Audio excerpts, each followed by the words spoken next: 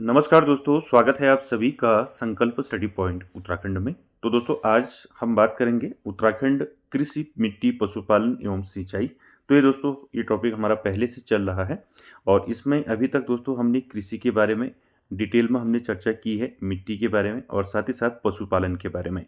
तो इसको आप जरूर देखिए दोस्तों, अगर आपने नहीं देखी है टॉपिक।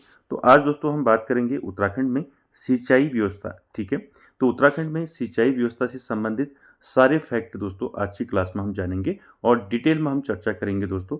और साथ ही साथ जो उत्तराखंड की प्रमुख नहरें हैं उनके बारे में जानेंगे, क्योंकि वहां से आपका क्वेश्चन पूछा जाता है, तो उसको डिटेल में जानेंगे। चलिए दोस्तों स्टार्ट करते हैं आज का सेशन और आप सभी लोग दोस्तों वीडियो के एंड तक जरूर बने रहें। और साथ ही साथ दोस्तों ये टॉपिक आज कंप्लीट हो जाएगा, ठीक है, जिसमें हमने कृषि के बारे में जाना, उसके बाद आपका मिट्टी, पशुपालन। ठीक है, आज हम सिंचाई के बारे में जानेंगे, तो ये कंप्लीट हो जाएगा टॉपिक आज। ठीक है, चल। तो दोस्तों उत्तराखंड में सिंचाई व्यवस्था यानी कि इरिगेशन सिस्टम जो है उत्तराखंड का कैसा है, चलिए जानते हैं दोस्तों। देखिए उत्तराखंड के कुल प्रतिवेदित क्षेत्रफल के लगभग 12.5% भाग पर जो है कृषि कार्य किया जाता है। तो लगभग मान के चलिए 13 यानी कि 13% भाग पर जो है उत्तराखंड में कृषि की जाती है। ठीक है, और साथ ही साथ आपको याद रखना है राज्य में बोए गए कुल कृषि भूमि की लगभग जो है 47% भाग पर जो है सिंचाई की जाती है। यानी कि उत्तराखंड में बोए गए कुल कृषि भूमि जो है उत्तराखंड की, उसमें लगभग जो है 47% भाग पर सिंचाई की जाती है। राज्य में दोस्तों कुआं, तालाब, नदी, झील, नहर, नलकूप आदि साधनों का प्रयोग जो है सिंचाई हेतु किया जाता है। तो दोस्तों याद रखेंगे उत्तराखंड के कृषि योग्य भूमि जो है दोस्तों कितने प्रतिशत भाग में की जाती है, तो 13% भाग में की जाती है। इसको आप याद रखेंगे, ये क्वेश्चन पहले पूछा गया है।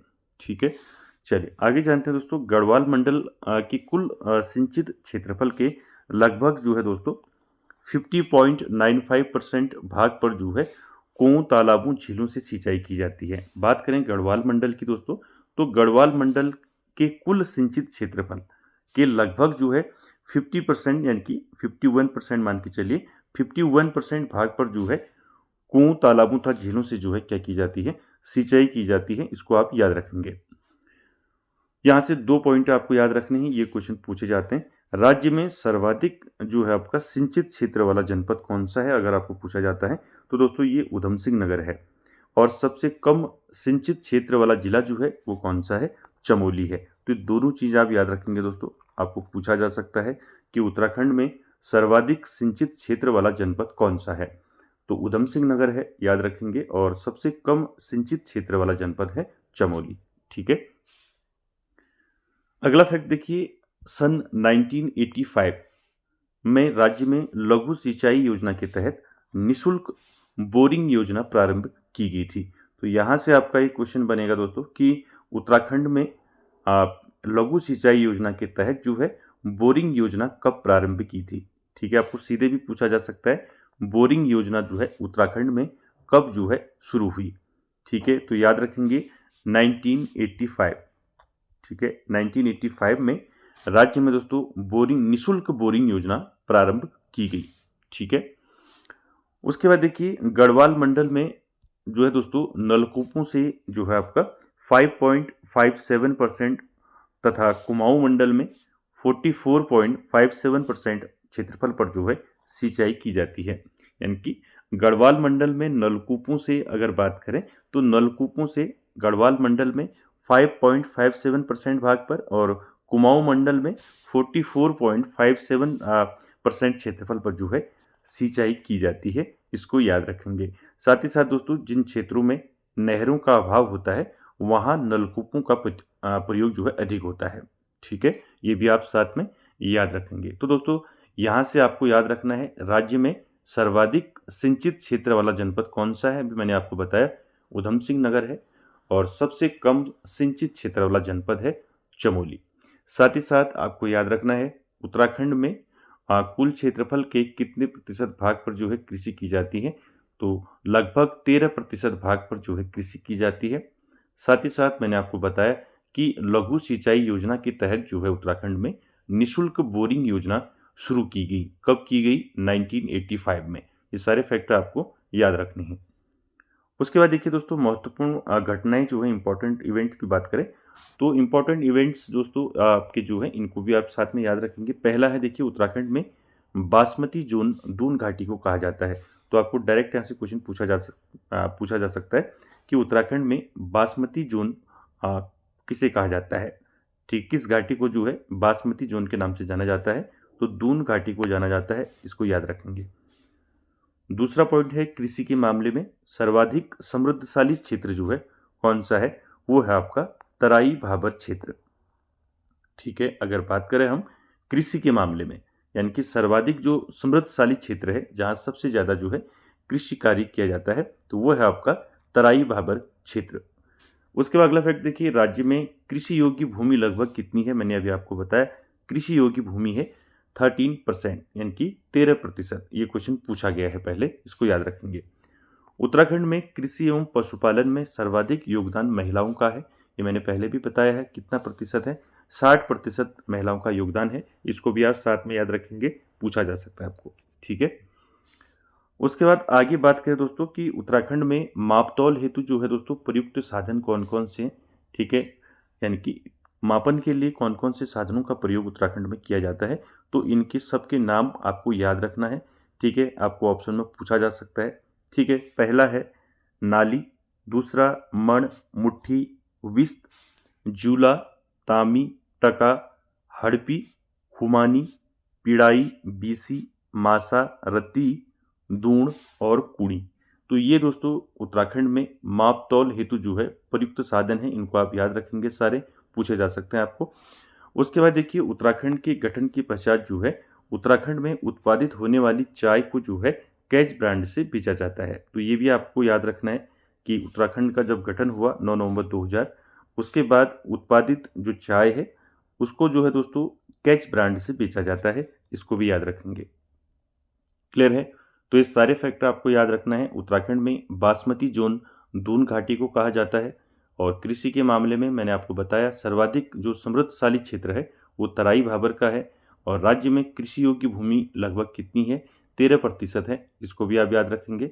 ठीक है, चलिए उसके बाद दोस्तों बात करें उत्तराखंड में प्रमुख नहरों की, तो मेजर कैनाल्स ऑफ उत्तराखंड यानी कि उत्तराखंड की प्रमुख नहरें कौन कौन सी हैं, इस पर हम डिटेल में जानेंगे। और यहाँ से दोस्तों आपके क्वेश्चन पूछे जाते हैं, चाहे वो ऊपरी गंगा नहर हो, ठीक है, टिहरी बांध परियोजना हो, ये सारी चीज़ें हम दोस्तों सारे फैक्ट पर बात करेंगे। तो उससे पहले दोस्तों आपको जानना है कि नहर किसे कहते हैं, यानी कि नहर की परिभाषा किसे कहते हैं, नहर ये जानते हैं। उसके बाद फिर इसके जो उत्तराखंड के प्रमुख नहरों पर बात करेंगे। देखिए मेजर कैनाल्स ऑफ उत्तराखंड, जिसमें नहर की बात करें तो नहर किसे कहते हैं दोस्तों, नहर जो है जल स्थानांतरण का एक माध्यम है जिसके द्वारा जल को एक स्थान से दूसरे स्थान तक आसानी से पहुंचाया जा सकता है, ये आप सभी जानते हैं। ठीक है, जो मानव निर्मित होती है यानी कि नहर क्या है, मानव निर्मित है, इसका प्रयोग जो है सिंचाई और मत्स्य पालन आदि कार्यों के लिए किया जाता है। तो याद रखेंगे नहर की परिभाषा आप सभी जानते हैं। नहर क्या है, नहर जो है जल स्थानांतरण का एक माध्यम है जिसके द्वारा क्या किया जाता है, जल को एक स्थान से दूसरे स्थान तक जो है आसानी से पहुंचाया जाता है। ठीक है, और नहर जो है दोस्तों मानव निर्मित है, ये भी आप साथ में याद रखेंगे। और उसके बाद दोस्तों बात करें उत्तराखंड में नहरों का विकास जो है, यहाँ पर नाम आता है दोस्तों अंग्रेज अधिकारी बी कॉटले का, तो ये याद रखेंगे। उत्तराखंड में नहरों का विकास जो है ब्रिटिश शासन में अधिक हुआ था। उत्तराखंड में अंग्रेज अधिकारी बी कॉटले, ठीक है, वी कॉटले को नहर निर्माण का पिता कहा जाता है। तो आपको पूछा जा सकता है दोस्तों कि उत्तराखंड में नहर निर्माण का पिता किसे कहा जाता है, तो उत्तराखंड में नहर निर्माण का पिता कहा जाता है बी कॉटले को। ठीक है, ये नाम आप जरूर याद रखें दोस्तों, अगर नहरों की बात होती है तो बी कॉटले का नाम जरूर आता है दोस्तों। ठीक है, और इनको जो है नहर निर्माण का उत्तराखंड में इनको पिता कहा जाता है, ये याद रखेंगे। क्वेश्चन फॉर्म में आपको पूछा जा सकता है कि उत्तराखंड में जो है नहर निर्माण का पिता किसे कहा जाता है, बी कॉटले। तो उत्तराखंड में दोस्तों छोटी बड़ी बहुत सी नहरें निर्मित हैं जो सिंचाई सुविधा और अन्य कामों के लिए जो है उपयोग में लाई जाती है। उत्तराखंड में नहरों का जो रखरखाव है दोस्तों और देखभाल का जो जो जिम्मेदारी है वो किसके पास है, उत्तराखंड सिंचाई विभाग के पास है। ठीक है, तो यहाँ से आपको याद रखना है बी कॉटले का नाम। ठीक है, चलिए, उसके बाद दोस्तों बात करें नहरों की, तो देखिए नहरें जो है, पहली जो नहर है दोस्तों उत्तराखंड में और सबसे महत्वपूर्ण है और यहाँ से कई बार क्वेश्चन पूछे जाते हैं, ऊपरी गंगा नहर परियोजना। ठीक है, तो ऊपरी गंगा नहर परियोजना से जितने भी इंपॉर्टेंट फैक्ट बनते हैं परीक्षा की दृष्टि से, उन सभी पर हम चर्चा करेंगे। देखिए पहला फैक्ट ये है कि राज्य में जो है दोस्तों ये सबसे पुरानी नहर है। आपको पूछा जा सकता है राज्य की सबसे पुरानी नहर कौन सी है, तो वो है ऊपरी गंगा नहर। बात करें दोस्तों इस परियोजना की, तो इस गंगा नहर जो ऊपरी गंगा नहर परियोजना है, इस नहर का जो उद्घाटन है वो किसने किया, ये पूछा जाता है दोस्तों। तो याद रखेंगे ऊपरी गंगा नहर का जो उद्घाटन किया किसने किया, लॉर्ड डलहौजी ने किया। ठीक है, कब किया अगर पूछा जाता है तो 8 अप्रैल 1854 में किया। ठीक है, ये दोनों चीज आपको याद रखना है। आपको पूछा जा सकता है कि उत्तराखंड में ऊपरी गंगा नहर परियोजना का उद्घाटन किसने किया और कब किया। तो किसने किया, लॉर्ड डलहौजी ने किया, और कब किया, 8 अप्रैल 1854 में किया। बात करें ऊपरी गंगा नहर का निर्माण की, इसका निर्माण कब हुआ ऊपरी गंगा नहर का, तो इसका निर्माण दोस्तों 1842 से 1854 तक दोस्तों ये इसका निर्माण कार्य रहा और 1854 में बनकर तैयार हुआ और उसके बाद लॉर्ड डलहौजी ने 8 अप्रैल 1854 को जो है इसका उद्घाटन किया। क्लियर है, सारे फैक्टर आपको याद रखने हैं। ऊपरी गंगा नहर दोस्तों, ऊपरी गंगा नहर का निर्माण जो है पी.बी. कोटले के नेतृत्व में किया गया था। आपको पूछा जा सकता है दोस्तों कि ऊपरी गंगा नहर का जो है दोस्तों निर्माण जो है किसके नेतृत्व में किया गया था, तो याद रखेंगे पी.बी. कोटले, इसका नाम आपको याद रखना है। ठीक है, और इसको उत्तराखंड में जो है नहर निर्माण का पिता कहा जाता है, पी.बी. कोटले को। ठीक है, याद रखेंगे। ऊपरी गंगा नहर की जो परिकल्पना है, ये सबसे पहले इसकी परिकल्पना किसने की थी, ये भी आपको पूछा जा सकता है। तो ऊपरी गंगा नहर की परियोजना की जो परिकल्पना है, वो परिकल्पना दोस्तों गवर्नर थॉमसन द्वारा की गई थी। ये थॉमसन का नाम याद रखेंगे। ठीक है, संयुक्त प्रांत के, ठीक है, संयुक्त प्रांत के तत्कालीन गवर्नर थे थॉमसन। ठीक है, थॉमसन के द्वारा की गई थी ऊपरी गंगा नहर परियोजना की परिकल्पना। ठीक है, निर्माण का नेतृत्व किसने किया, निर्माण किसने किया, पी.बी. कोटले के नेतृत्व में हुआ। ठीक है, कब से कब तक इसका निर्माण हुआ वो भी याद रखना है, 1842 से 54 तक। उद्घाटन किसने किया, लॉर्ड डलहौजी ने किया। कब किया, 8 अप्रैल 1854 को किया। तो ये सारे फैक्ट याद रखने, राज्य की सबसे पुरानी नहर है। ठीक है, उसके बाद देखिए यह नहर जो है दोस्तों हरिद्वार में, देखिए यह नहर हरिद्वार में गंगा के दाहिनी ओर से निकलकर कानपुर तक जाती है।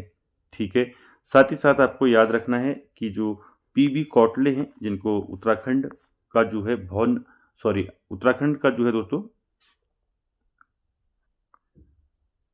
ठीक है, पी.बी. कोटले को दोस्तों उत्तराखंड में नहर निर्माण का पिता कहा जाता है और इसके साथ साथ आपको याद रखना है, इनको जो है पी.बी. कोटले को आधुनिक भगीरथ भी इनको कहा जाता है, इनकी आधुनिक भगीरथ की संज्ञा भी इनको दी जाती है। ठीक है, ये दोनों फैक्ट आपको याद रखने हैं बी कोटले से। बी कोटले को नहर निर्माण का पिता कहा जाता है और आधुनिक भगीरथ इनको, यानी कि आधुनिक भगीरथ की संज्ञा इनको दी जाती है। तो दोनों आप फैक्ट इसके याद रखेंगे बी कोटले से। ठीक है, और साथ ही साथ ऊपरी गंगा नहर परियोजना से संबंधित सारे फैक्टर आपको याद रखने हैं। अगली जो नहर है दोस्तों वो है पूर्वी गंगा नहर। ठीक है, तो पूर्वी गंगा नहर परियोजना दोस्तों, जिसको हम ईस्टर्न गंगा कैनाल प्रोजेक्ट बोलते हैं, इसकी शुरुआत कब से हुई आपको याद रखना है। ठीक है, तो पूर्वी गंगा नहर परियोजना की शुरुआत जो है 1977 में इसकी शुरुआत हुई थी। यह दोस्तों हरिद्वार में नवनिर्मित भीमगौड़ा से जो है निकाली गई है। आपको पूछा जा सकता है कि पूर्वी गंगा नहर जो है कहाँ से निकाली गई है, तो ये दोस्तों हरिद्वार में नवनिर्मित भीमगौड़ा है, तो भीमगौड़ा से इसको निकाला गया है पूर्वी गंगा नहर को, याद रखेंगे। यह हरिद्वार तथा उत्तर प्रदेश को जो है सिंचाई सुविधा प्रदान करती है, यानी कि जो पूर्वी गंगा नहर है दोस्तों, इससे जो है हरिद्वार और उत्तर प्रदेश को जो है सिंचाई सुविधा प्रदान की जाती है। ठीक है, ये सारे फैक्टर आपको याद रखने हैं। साथ ही साथ पूर्वी गंगा नहर परियोजना हमें कितनी लागत आई, इसको भी याद रखेंगे। 48.50 करोड़ रुपए की लागत से इसको बनाया गया था पूर्वी गंगा नहर को। ठीक है, इस परियोजना में कितना खर्च आया ये आप याद रखेंगे, 48.50 करोड़ रुपए। ठीक है, आगे चलते हैं, अगली जो नहर है वो है आपका शारदा नहर। ठीक है, ये आप जानते ही हैं शारदा नहर के बारे में। शारदा नहर दोस्तों, इसका निर्माण की बात करें, आपको पूछा जा सकता है शारदा नहर का निर्माण कब हुआ। ठीक है, ठीक है। तो शारदा नहर का निर्माण दोस्तों आपको याद रखना है 1928 में जो है निर्माण हुआ शारदा नहर का। ठीक है, ये सन याद रखना है आपने। और शारदा यानी कि काली नदी पर इसको दोस्तों, शारदा एक काली नदी पर है आपका शारदा नहर। ठीक है, शारदा नहर यहाँ से निकाली गई है काली नदी से, और उत्तराखंड के नेपाल सीमा पर चंपावत के बनबसा से यह नहर निकाली गई है। आपको पूछा जाता है दोस्तों कई बार कि शारदा नहर जो है कहाँ से निकाली गई है। तो शारदा नहर दोस्तों चंपावत के बनबसा से ये दोस्तों नहर निकाली गई है, याद रखेंगे। और शारदा नहर उत्तर प्रदेश के साथ साथ चंपावत और उधम सिंह नगर में सिंचाई सुविधा उपलब्ध कराती है। तो ये सारे फैक्टर आपको याद रखने हैं शारदा नहर से। आपको पूछा जा सकता है दोस्तों कि शारदा नहर का निर्माण कब हुआ, तो 1928 में जो है इसका निर्माण हुआ। ठीक है, और ये कहाँ से निकाली गई शारदा नहर, तो याद रखेंगे चंपावत के बनबसा से ये निकाली गई।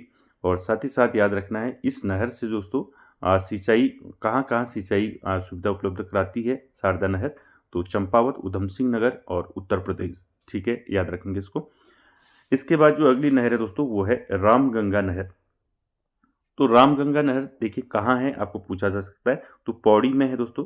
ठीक है, पौड़ी के कालागढ़ के पास बांध बनाकर यह नहर निकाली गई है, और इसकी लंबाई है दोस्तों 3200 किलोमीटर इसकी लंबाई है रामगंगा नहर की। और उत्तर प्रदेश व उत्तराखंड को सिंचाई सुविधा उपलब्ध कराती है, यानी कि उत्तराखंड और यूपी दोस्तों, उत्तराखंड और उत्तर प्रदेश को जो है सिंचाई सुविधा उपलब्ध कराती है। रामगंगा नहर कहाँ है, पौड़ी में है। ठीक है, याद रखेंगे इसको, आपको पूछा जा सकता है। लंबाई पूछी जा सकती है, 3200 किलोमीटर की लंबाई है। ठीक है, आपको ये पूछा जा सकता है नहर कहाँ है, कहाँ से निकाली गई है। ठीक है, सारे फैक्टर आपको पूछे जा सकते हैं। चलिए, अगली जो नहर है वो जो आपका जमरानी बांध परियोजना। तो देखिए जमरानी बांध परियोजना कहाँ है, आपका गौला नदी पे है। ठीक है, हल्द्वानी में। यह गौला नदी पर प्रस्तावित है, जो उधम सिंह नगर और नैनीताल जनपदों को सिंचाई सुविधा के साथ साथ पेयजल भी उपलब्ध करेगी। तो ठीक है, आपको यहाँ से जमरानी बांध से याद रखना है किस नदी पर है, आपको ये कई बार ये क्वेश्चन पूछा गया है। तो जमरानी बांध जो है किस नदी पर बना है, तो ये बना है गौला नदी पर। ठीक है, याद रखेंगे इसको। आगे चलते हैं दोस्तों, गौला नदी से जो सिंचाई सुविधा जिन जिलों को जो है अ, उपलब्ध है वो है आपका उधम सिंह नगर और नैनीताल जनपद। उसके बाद अगला है आपका टिहरी बांध परियोजना। तो टिहरी बांध परियोजना से भी आपके क्वेश्चन पूछे जाते हैं दोस्तों कई बार। देखिए टिहरी बांध परियोजना की बात करें तो ये दोस्तों भागीरथी व भिलंगना नदी के तट पर विश्व का चौथा और भारत का सबसे ऊंचा बांध है। तो यहाँ से आपका क्वेश्चन बनेगा कि भारत का सबसे ऊंचा बांध कौन सा है, वो है आपका टिहरी बांध। और विश्व की बात करें दोस्तों तो विश्व में टिहरी बांध जो है चौथे नंबर में आता है, और भारत का जो है सबसे ऊंचा बांध है, याद रखेंगे। और टिहरी बांध को दोस्तों अन्य नाम से भी जानते हैं, ये भी आपको याद रखना है। टिहरी बांध को दोस्तों सुमन सागर एवं स्वामी रामतीर्थ सागर के नाम से जाना जाता है। ये दोनों नाम आपको याद रखने हैं, स्वामी रामतीर्थ सागर भी कहते हैं टिहरी बांध को, और सुमन सागर भी कहते हैं। ठीक है, बात करें क्षेत्रफल की तो टिहरी बांध का जो क्षेत्रफल है दोस्तों कितना है, ये क्वेश्चन पहले पूछा गया है। ठीक है, टिहरी बांध का क्षेत्रफल कितना है, 42 वर्ग किलोमीटर है, इसको याद रखेंगे, ये पूछा गया है पहले। ठीक है, बात करें दोस्तों इस बांध के निर्माण की, तो इस बांध के निर्माण में दोस्तों एक समिति का गठन हुआ। ये क्वेश्चन मोस्ट इंपॉर्टेंट रहेगा आपका कि टिहरी बांध के निर्माण के समय 1969 में हनुमंथा राव समिति का गठन किया गया था। तो अब डायरेक्ट आपको पूछा जा सकता है दोस्तों कि हनुमंथा राव समिति का गठन कब हुआ, 1969 में, याद रखेंगे। टिहरी बांध के निर्माण के समय जो है इस समिति का गठन किया गया। ठीक है, याद रखेंगे हनुमंथा राव समिति जो है किससे संबंधित है, आपको पूछा जा सकता है, और कब जो है इस समिति का गठन हुआ ये आपको पूछा जाएगा। ठीक है, तो टिहरी बांध के निर्माण से संबंधित है हनुमंथा राव समिति, इसका गठन कब हुआ, 1969 को जो है इसका गठन हुआ। ठीक है, साथ ही साथ दोस्तों इस बांध से जो है उत्तर प्रदेश, उत्तराखंड, पंजाब, दिल्ली, हरियाणा, जम्मू कश्मीर, चंडीगढ़, राजस्थान तथा हिमाचल प्रदेश को जो है बिजली प्राप्त होती है। यानी कि टिहरी बांध से दोस्तों इतनी जगह जो है विद्युत जो है इनकी बिजली जो है दी जाती है उत्तर प्रदेश को, उत्तराखंड, ठीक है, उत्तराखंड, पंजाब, दिल्ली, हरियाणा सब याद रखेंगे आप, जम्मू कश्मीर, चंडीगढ़, राजस्थान, हिमाचल प्रदेश, ठीक है, तो सारे आपको याद रखने हैं।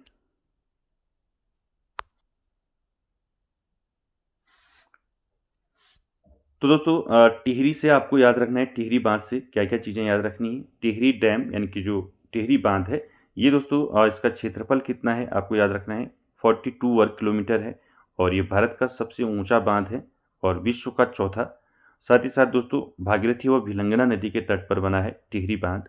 साथ ही साथ मैंने आपको बताया कि इस टिहरी बांध के निर्माण के समय जो है एक समिति का गठन किया गया, हनुमंथा राव समिति का। कब किया गया, 1969 को, ठीक है। सारे फैक्टर आपको याद रखने हैं टिहरी बांध परियोजना से। अगली नहर है राजपुर नहर। देखिए राजपुर नहर कहाँ है, तो ये है आपका देहरादून में, ठीक है। इसके बारे में मैंने पहले भी आपको बताया था, जब मैंने आपको उत्तराखंड का इतिहास बताया था तो वहाँ भी आपको बताया था कि राजपुर नहर जो आपका देहरादून में है इसका निर्माण किसने किया आपको पूछा जा सकता है। तो याद रखेंगे राजपुर नहर जो देहरादून में है इसका निर्माण जो है पृथ्वीपति शाह की माता कर्णावती ने जो है इसका निर्माण कराया था, ठीक है। याद रखेंगे, दोनों फैक्ट याद रखने हैं, राजपुर नहर कहाँ है और निर्माण किसने किया, ठीक है। उसके बाद आगे चलते हैं। अगली नहर है कटा पत्थर नहर, ठीक है। नहर का नाम याद रखेंगे कटा पत्थर नहर। इस नहर का जो डिजाइन है दोस्तों वो पीवी कौटले ने, ठीक है, इस नहर का निर्माण जो है पीवी कौटले ने जो है दोस्तों 1840-41 में तैयार किया था। तो आपको पूछा जा सकता है कि कटा पत्थर नहर का जो है डिजाइन किसने तैयार किया, तो ये है दोस्तों पीवी कौटले, जिसे उत्तराखंड में नहर निर्माण का पिता कहा जाता है, ठीक है। आधुनिक भागीरथ इसको कहा जाता है, तो ये याद रखेंगे दोनों फैक्ट। और साथ ही साथ जो डिजाइन है इसका कब तैयार किया, तो 1840-41 में, ठीक है, ठीक है। और साथ ही साथ दोस्तों आपने याद रखना है कि कटा पत्थर नहर जो है ये कब बनकर तैयार हुई, याद रखेंगे 1847 को जो है दोस्तों ये तैयार हुई, ठीक है। सन याद रखेंगे, आपको पूछा जा सकता है कटा पत्थर नहर जो है दोस्तों इसका निर्माण कब हुआ, कब बनकर तैयार हुआ, तो 1847 में, ठीक है। और ये दोस्तों कटा पत्थर जो नहर है ये किस नदी पर बना है, तो ये भी आपको पूछा जा सकता है किस नदी पर निर्मित है, तो यमुना नदी पर निर्मित है कटा पत्थर नहर, ठीक है। उसके बाद दोस्तों अगली नहर है खलंगा नहर। तो खलंगा नहर के बारे में आप सभी ने पढ़ा होगा। खलंगा नहर दोस्तों ये देहरादून में है और देहरादून में सौंग नदी पर इसको बनाया गया है। और कब बनाया गया, 1860 में। तो तीनों फैक्ट आपको याद रखने हैं। खलंगा नहर जो है इसको कब बनाया गया, 1860 में इसको बनाया गया। और किस नदी पर बनाया गया खलंगा नहर को, तो सौंग नदी पर बनाया गया। इसको नदी का नाम याद रखेंगे, ये पूछा जाता है, ठीक है। आपको पूछा जा सकता है खलंगा नहर जो है किस नदी पर इसको बनाया गया है, तो सौंग नदी पर बनाया गया है, कहाँ, देहरादून में, ठीक है। उसके बाद अगला है धर्मपुर नहर, ठीक है। देखिए धर्मपुर नहर जो है ये कहाँ है, ये आपका देहरादून में है, ठीक है। धर्मपुर नहर कहाँ है, देहरादून में है। रिस्पना नदी पर जो है दोस्तों ईस्ट कैनाल नाम से इसको जाना जाता है, ठीक है, ठीक है। ईस्ट कैनाल नाम से जाने जाने वाली नहर जो बंगाली कोठी से आगे जाके फिर जो है खेतों में मिल जाती है, इसको याद रखेंगे। और इसे जो है कारगी नहर के नाम से भी जाना जाता है। तो देखिए ये नाम जो आ रहे हैं सारे आपको याद रखने हैं, ठीक है। आपको पूछा जा सकता है कि कारगी नहर, ठीक है, तो कारगी नहर के नाम से किसे जाना जाता है आपको पूछा जा सकता है, तो धर्मपुर नहर को जाना जाता है। कहाँ है धर्मपुर नहर, ये रिस्पना नदी पर है। रिस्पना नदी कहाँ है, ये है आपका देहरादून में, ठीक है। इसको ईस्ट कैनाल के नाम से भी जानते हैं। ये सारे फैक्ट आपको याद रखने हैं, ठीक है। आगे चलते दोस्तों, अगला है नानक सागर नहर परियोजना, ठीक है। इसके बारे में आप सभी जानते हैं। नानक सागर नहर परियोजना जो है दोस्तों ये किस नदी पर निर्मित है आपको पूछा जा सकता है, तो ये दोस्तों ये बांध जो है नंधौर नदी पर निर्मित है।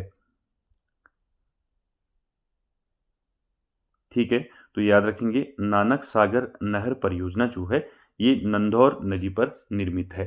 ठीक है, साथ ही साथ दोस्तों आपको याद रखना है इस नहर से नैनीताल और उधम सिंह नगर जिले लाभान्वित होते हैं। ठीक है, कौन कौन से जिले लाभान्वित होते हैं? नैनीताल और उधम सिंह नगर। और आपको पूछा जा सकता है नानक सागर नहर परियोजना किस नदी पर है? तो नंधौर नदी पर है, ये याद रखेंगे। अगला है दोस्तों लस्तर नहर। ठीक है, नाम याद रखेंगे। लस्तर नहर जो है इसका निर्माण कब हुआ? याद रखेंगे इसका निर्माण हुआ 1970 में। ठीक है, आपको पूछा जा सकता है लस्तर नहर का निर्माण कब हुआ? तो 1970 में इसका निर्माण हुआ। कहाँ हुआ इसका निर्माण? तो रुद्रप्रयाग में हुआ। ठीक है, लस्तर नहर कहाँ है? ये है आपका रुद्रप्रयाग में। ठीक है, रुद्रप्रयाग की जखोली ब्लॉक पड़ता है। ठीक है, जखोली ब्लॉक के बांगर, सिलगढ़ और लस्यापट्टी के दर्जनों गांवों को सिंचाई सुविधा उपलब्ध कराती है लस्तर नहर। ठीक है, लस्तर नहर का निर्माण कब हुआ? 1970 में। लस्तर नहर कहाँ है? तो ये आपका रुद्रप्रयाग में है, याद रखेंगे। ठीक है, ठीक है, और इसके साथ साथ जो है ये बांगर, सिलगढ़ और लस्यापट्टी के दर्जनों गांवों को जो है सिंचाई सुविधा उपलब्ध कराती है। तो ये सारे फैक्टर आपको दोस्तों याद रखने हैं। ठीक है, और साथ ही साथ दोस्तों इसके अलावा एक नहर और है जिसको हम बीजापुर नहर कहते हैं। ठीक है, इसको भी आप याद रखेंगे, बीजापुर नहर। बीजापुर नहर कहाँ है? तो ये है देहरादून में। ठीक है, और किस नदी पर है? तो ये भी आपको पूछा जा सकता है। तो बीजापुर नहर दोस्तों ये है आपका टॉन्स नदी पर। ठीक है, टॉन्स नदी पर बना है आपका बीजापुर नहर। और इसको किसने इसका डिजाइन तैयार किया? तो याद रखेंगे इसका डिजाइन जो है 1837 में जो है बी कॉटले ने जो है इसका डिजाइन तैयार किया। ठीक है, बी कॉटले का नाम आपको भूलना नहीं है। ठीक है, बी कॉटले। ठीक है, कॉटले जो है दोस्तों बीजापुर नहर का जो है डिजाइन तैयार किया था 1837 में। ठीक है, ये सारे फैक्ट आपको दोस्तों याद रखने हैं। तो दोस्तों उत्तराखंड में सिंचाई व्यवस्था के बारे में हमने सारे फैक्ट जाने। आई होप आपको अच्छा लगा होगा दोस्तों, और वीडियो को एंड तक देखने के लिए थैंक यू वेरी मच।